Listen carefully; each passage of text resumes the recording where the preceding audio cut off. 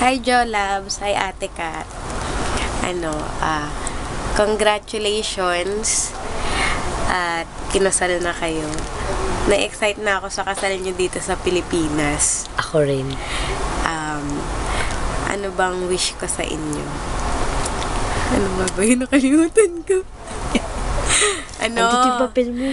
Wish ko, tumanda kayong magkasama. All together. Mas mahalin niyo yung isa't isa araw-araw. Magbigayan kayo. Intindihin yung isa't isa sa lahat ng oras.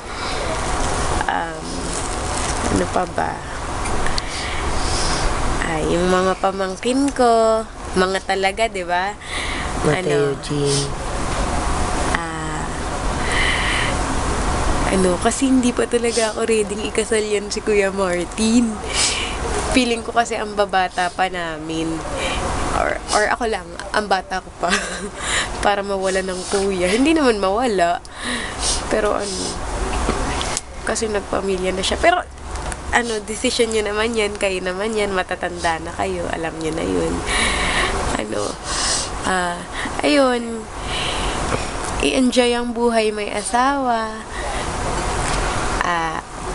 At syempre soon, buhay may pamilya. Andito lang kami lagi.